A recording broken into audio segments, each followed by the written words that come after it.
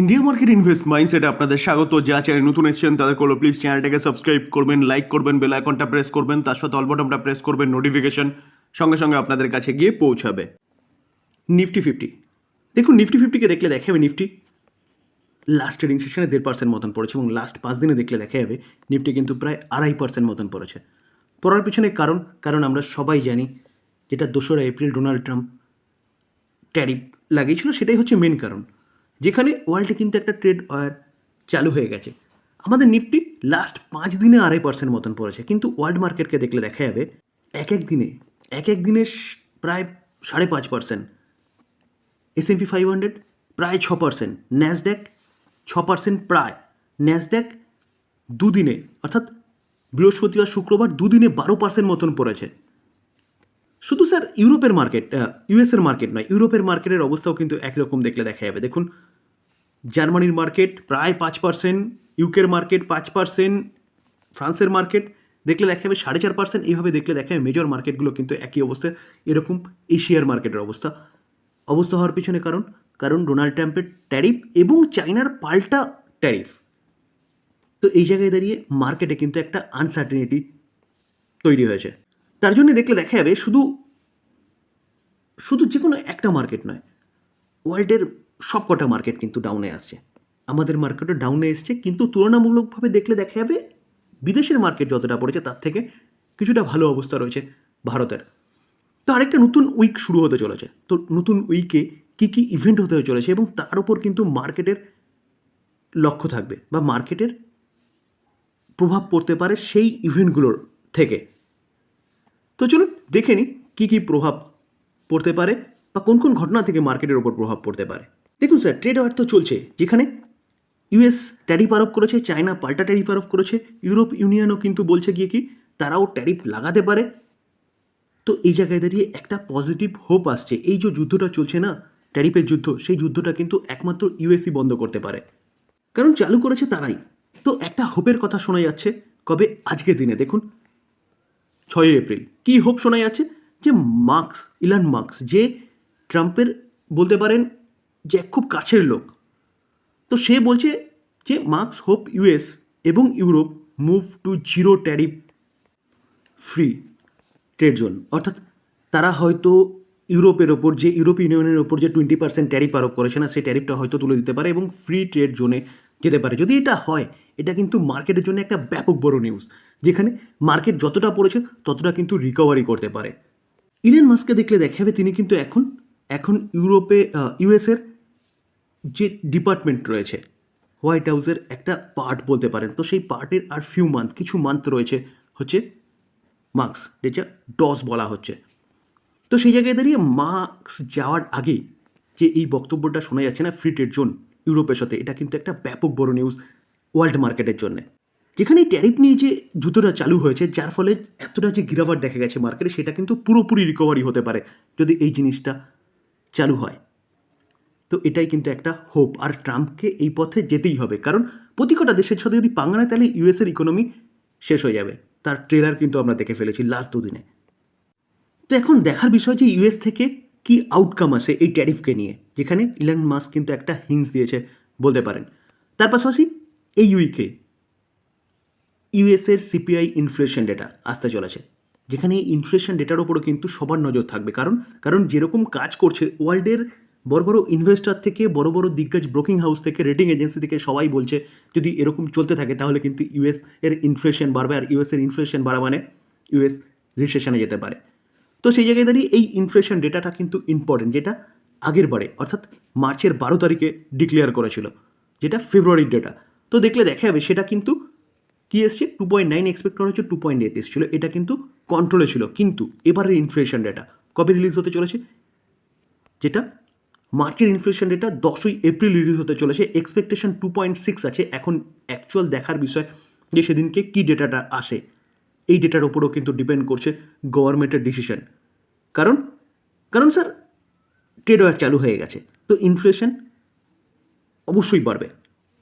তো এখন দেখার বিষয় যে ইনফ্লেশন কি আসে। আর পায়েল স্যার কিন্তু বলে রেখে যে মার্কেটে যতদিন আনসার্টেনিটি বজায় আছে, ইউএস মার্কেটে, নট শেয়ার মার্কেট, টোটাল ইউএসের টোটাল মার্কেটের কথা বলছি, কারণ ডোনাল্ড ট্রাম্পের যে এই যে ট্যারিফ নীতি নিয়েছে তার ফলে কিন্তু আনসার্টেনিটি বজায় আছে, তো ইকোনমি কোন দিকে যাবে তিনিও বলতে পারছেন না। তো তিনি সব কিছু ভালো মতন ক্ল্যারিটি পাওয়ার পরে রেট কাটের দিকে যাবে। তো তার জন্য কিন্তু ইনফ্লেশনের এই ডেটাটা খুব ইম্পর্টেন্ট, শুধু ইউএসএর নয়, ওয়ার্ল্ডের জন্যে। যদি ইনফ্লেশন বাড়ে তাহলে কিন্তু ট্রাম্পকে পিছনে আসতে হবে ট্যারিফের থেকে। তাহলে কিন্তু বড় বড় দিগ্গজরা যা বলছে ইনফ্লেশন এর ফলে পরে রিসেশনে যেতে পারে ইউএস, সেটা কিন্তু হতে পারে। তো 10 তারিখের এই ডেটাটা খুব ইম্পর্টেন্ট ওয়ার্ল্ড মার্কেটের জন্য। তার পাশাপাশি এখন কিন্তু সবাই ইউএসের জব লস ক্লেম ডেটা এটাকেও ক্লোজলি ফলো করছে, যেখানে এপ্রিলের 3 তারিখে এসছিল। অ্যাকচুয়াল ফোরকাস্ট করা হয়েছিল কত 225কে, এসছে কত 219, অর্থাৎ লোক কম যাও হারিয়েছে। যেভাবে ট্যারিফ যুদ্ধ চলছে এর ফলে সবাই বলছে গিয়ে কি যে ইউএসের জব লস ক্লেম ডেটা কিন্তু বাড়তে পারে।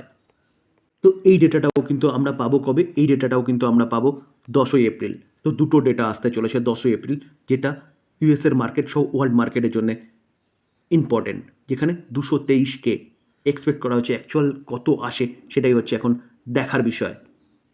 সাধারণত দেখা যায় যে কি ইউএসের ইনফ্লেশন ডেটার সঙ্গে সঙ্গে কিন্তু আমাদের ইনফ্লেশন ডেটাও আগে পরে আসে। তো এবারটা আমাদের ইনফ্লেশন ডেটা তার পরের উইকে চলে যাচ্ছে, যেখানে ইন্ডিয়া সিপিআর ইনফ্লেশন ডেটা এই উইকে নয়, তারপরের উইকে আসবে। তো আগের বারে কত এসেছিল 4%, এক্সপেক্ট করা হয়েছিল, এসছে কত 3.61%। অর্থাৎ বলতে পারেন আমাদের ইকোনমি ভালো করছে, যে ডেটার উপর বেস করে কিন্তু আমরা রেট কাটের স্বপ্ন দেখছি। তো আমাদের ইনফ্লেশন ডেটা কবে আসবে? আমাদের ইনফ্লেশন ডেটা কিন্তু 14 তারিখে আসবে, অর্থাৎ নেক্সট উইকে আসবে। তো এটাও ইম্পর্টেন্ট আমাদের মার্কেটের জন্য। ইনফ্লেশন যত কন্ট্রোলে থাকবে তত কিন্তু আমাদের রেট কার্ডের স্বপ্ন পূরণ হবে এবং তার পাশাপাশি ইকোনমি ভালো গ্রো করবে, জিডিপি ভালো হবে। তো দেখলে দেখা যাবে প্রিভিয়াস 4টে মাসের ইনফ্লেশন কিন্তু যা এক্সপেক্ট করা হয়েছিল তার থেকে কমই এসছে। তো এখন দেখার বিষয় যে 14 তারিখে অ্যাকচুয়াল আমাদের ইনফ্লেশন ডেটা কী আসে, যেটার ওপরও কিন্তু মার্কেট রিয়্যাক্ট করবে। যেটা স্যার আমি আপনাদের সাথে আগেও অনেকবার আলোচনা করেছিলাম যে 7 থেকে 9 তারিখ, 7-8 এমপিসির মিটিং হতে চলেছে এবং 9 তারিখে আউটকাম আসবে। এই 9 তারিখ ডেটটা কিন্তু আমাদের মার্কেটের জন্য ইম্পর্টেন্ট, কারণ এক্সপেকটেশন যথেষ্ট হাই রয়েছে এবারও রেট কাটের। এখন দেখার বিষয় যে আরবিআই কী করে, 0.25 করে নাকি 0.5 করে। কারণ টোটাল যে ট্রেড ওয়ার চলছে তার ফলে কিন্তু ইনফ্লেশন বাড়ার সম্ভাবনা দেখা যাচ্ছে আমাদের দেশেও। তো তার জন্যে আরবিআই কোন দিকে যায় বা কী পদক্ষেপ নেয় বা ইকোনমি নিয়ে কী বলে, ইনফ্লেশন রেট সম্বন্ধে কী বলে, যে জিডিপি সম্বন্ধে কী বলে, সেটা কিন্তু এখন ইম্পর্টেন্ট হয়ে দাঁড়িয়েছে। সেটা আমরা জানতে পারবো কবে? সেটা আমরা জানতে পারবো হচ্ছে 9 এপ্রিল। তো আমাদের ইন্ডিয়ান মার্কেটের জন্য কিন্তু 9 এপ্রিল এই দিনটা খুব ইম্পর্টেন্ট, যেটা আমরা জানতে পারবো যে রেপো রেট কম করছে নাকি। যদি রেট কম করে অর্থাৎ কাট করে তাহলে কিন্তু আমাদের ইকোনমির জন্য ভালো, যেখানে আমাদের ইকোনমি ভালো করবে। কারণ লোন সস্তা হবে, এফডি রেট কমবে, তো সে ব্যাংক থেকে টাকাগুলো বেরিয়ে আস্তে আস্তে কিন্তু মার্কেটে আসবে এবং ইকোনমি ভালো গ্রো করবে, কারণ লোন সস্তা হবে। স্যার Q4 রেজাল্টের সিজন চলে এসছে, কারণ এপ্রিল মাস মানেই Q4 রেজাল্ট, যেখানে জানুয়ারি ফেব্রুয়ারি মার্চের Q4। তো এই Q4 রেজাল্টের সিজন চলে এসছে। তো এই উইকেই কিন্তু দিগ্গজ কোম্পানিগুলো তাদের রেজাল্ট নিয়ে আসবে। ফার্স্ট ভালো কোম্পানি দেখলে দেখাবে 10 তারিখকে আনন্দ রাতে একটা ব্রোকিং হাউস তারা তাদের রেজাল্ট ডিক্লেয়ার করবে। এবং আরেকটা ইম্পর্টেন্ট কোম্পানি টিসিএস সেই 10 তারিখেই কিন্তু রেজাল্ট ডিক্লেয়ার করবে। অতএব রেজাল্টের সিজন Q4 রেজাল্টের সিজন কিন্তু চালু হয়ে গেছে, যেখানে টিসিএসের রেজাল্ট কিন্তু খুব ইম্পর্টেন্ট। কারণ ডোনাল্ড ট্রাম্প আসার পর থেকে কিন্তু ট্যারিফ নিয়ে কাজ শুরু করেছে, যেখানে আইটি সেক্টরের কোম্পানিগুলোর মেন বিজনেস যদি বলেন তাহলে কিন্তু 30 থেকে 35%, কোনো কোম্পানির 40% বিজনেস কিন্তু ইউএসের মধ্যে, আইটি সার্ভিস প্রোভাইড করা কোম্পানিগুলোর মধ্যে। তো টিসিএসের রেজাল্ট খুব ইম্পর্টেন্ট আইটি সেক্টরের জন্য এবং তার সাথে সাথে কোম্পানি কিন্তু 10 তারিখে রেজাল্ট ডিক্লেয়ার করবে এবং ডিভিডেন্ড ডিক্লেয়ার করবে। তো যাদের কাছে টিসিএস রয়েছে তাদের কাছে এই দিনটা কিন্তু ইম্পর্টেন্ট, এবং আনন্দ রাতি এই ব্রোকিং হাউসটা যাদের কাছে রয়েছে তাদের কাছে এই দিনটা অর্থাৎ 10 তারিখটা ইম্পর্টেন্ট। তো যারা চ্যানেলের সাথে যুক্ত থাকবেন তারা কিন্তু সঠিক সময় সঠিক তথ্যটা জানতে পারবেন। আমাদের মার্কেটের জন্য গুড নিউজ, কি গুড নিউজ? যে ব্রেন্ট ক্রুড, যেখানে ক্রুড অয়েল কন্টিনিউয়াসলি নিচে নামছে, কারণ বলছে যে ইউএস রিসেশনে যেতে পারে। তো ইউএস রিসেশনে গেলে পরে কিন্তু ওয়ার্ল্ড ইকোনমিকেও সাফার করতে হবে। তো ইকোনমি যখন সাফার করবে তখন কিন্তু ক্রুডের দাম কমবে। তো ক্রুডের দাম 65-এ চলে এসছে, 75-76 চলে গেছিলো, সেখান থেকে অনেকটা পড়ে গেছে। তো স্যার যত ক্রুড পড়বে তত আমাদের জন্য ভালো, কারণ আমরা প্রায় 85% ক্রুড কিন্তু পারচেস করি বিদেশ থেকে। তো ক্রুড যত সস্তা হবে তত আমাদের রুপিয়া কম খরচ হবে ক্রুডকে ক্রয় করতে গেলে। তো এই জায়গায় দাঁড়িয়ে কিন্তু আমাদের ইকোনমির জন্য ভালো, যেখানে ইনফ্লেশনটা কন্ট্রোলে থাকবে। তার পাশাপাশি ক্রুড অয়েলকে কাঁচামাল হিসেবে যেসব কোম্পানিগুলো ব্যবহার করে, যেমন কেমিক্যাল সেক্টরের কোম্পানি বা পেন্ট সেক্টরের কোম্পানি, এইসব কোম্পানিগুলোর জন্য কিন্তু ভালো হবে বিজনেস, কারণ ক্রুড সস্তা হলে তাদের খরচা কমে যাবে। এবং তার সাথে সাথে দেখলে দেখা যাবে যে আমাদের ইন্ডিয়ান রুপি কিন্তু কন্টিনিউয়াসলি স্ট্রং হচ্ছে, যেখানে রুপি 87-এ চলে গেছিলো $1 এগেনস্টে, তো সেখান থেকে 85.53-তে এসছে, অনেকটা স্ট্রং হয়েছে।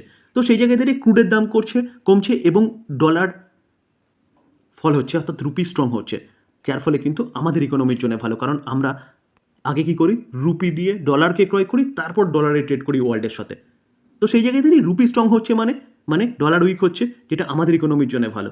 তো এটাও কিন্তু একটা ভালো গুড নিউজ আমাদের ইকোনমির জন্য বা আমাদের মার্কেটের জন্য, যেখানে আমরা দেখেছিলাম যে ডলার উইক হচ্ছিল বলেই এবং রুপি স্ট্রং হচ্ছিল বলেই কিন্তু ভালো ফরেন ইনস্টিটিউশন ইনভেস্টর আমাদের মার্কেটে আসছিল। যদি এই ট্যারিফ না হতো না, তাহলে আমাদের মার্কেট কিন্তু একদিনে 24,000 ক্রস করা যেত। তার পাশাপাশি এফআইআই এবং ডিআইআই এর ডেটা তো দেখলে দেখা যাবে। দেখুন, এফআইআই এই মাসে এখনও পর্যন্ত 13,730 কারোর মতন কিন্তু সেল করেছে আমাদের মার্কেট থেকে, যেখানে কিন্তু এফআইআই এর মার্চ মাসে দেখলে দেখা যাবে এফআইআই কিন্তু বাই করেছিল, অর্থাৎ এফআইআই এর বাপসি ঘটছিল বলতে পারেন। নেট পারচেস করেছিল কত, 2014 কারোর, তাহলে এফআইআই আসছিল। কিন্তু এই ডোনাল্ড ট্রাম্পের ট্যারিফের জন্য কিন্তু এফআইআই আবারও সেল শুরু করেছে। তো দেখলে দেখা যাবে যে এই মাসে এখনও পর্যন্ত 13,730 কারোর মতন কিন্তু ফরেন ইনস্টিটিউশন ইনভেস্টাররা সেল করেছে। এবং ডোমেস্টিক ইনস্টিটিউশন ইনভেস্টারদের দেখলে দেখা যাবে ডোমেস্টিক ইনস্টিটিউশন ইনভেস্টাররা কিন্তু বাই করে যাচ্ছে। তো এখনও পর্যন্ত domestic institution investor net buy করেছে কত, 5,632 কারোর। তো স্যার, এফআইআইদের বাপসি কিন্তু অবশ্যই আমাদের মার্কেটের জন্য ভালো, যেখানে ওয়ার্ল্ড ইকোনমিতে যা চলছে সেই অনুযায়ী যদি চলতে থাকে তাহলে কিন্তু সেল আরও বাড়বে। আর যদি ইলন মাস্ক যেটা বলছে সেটা যদি হয়, তাহলে কিন্তু এফআইআইরা আরও আসতে পারে, কারণ যে ট্রেড ওয়ার সেটা কিন্তু আসতে শেষ হতে পারে, বলতে পারে, যদি ইলন মাস্ক যেটা বলছে সেটা ঠিকঠাক হয়। তো এই ছিল টোটাল আলোচনা। আগামী সপ্তাহে কী কী ইভেন্ট রয়েছে এবং কোন কোন দিকগুলোর ওপর আমরা নজর রাখবো সেগুলো নিয়ে। তো আলোচনা যদি ভালো লাগে, যা চ্যানেল নতুন এসেছেন তাদেরকে প্লিজ চ্যানেলটাকে সাবস্ক্রাইব করবেন, লাইক করবেন, বেল আইকনটা প্রেস করবেন, তার সাথে অল বাটনটা প্রেস করবেন, নোটিফিকেশন সঙ্গে সঙ্গে আপনাদের কাছে গিয়ে পৌঁছাবে। থ্যাংক ইউ, ভালো থাকবেন।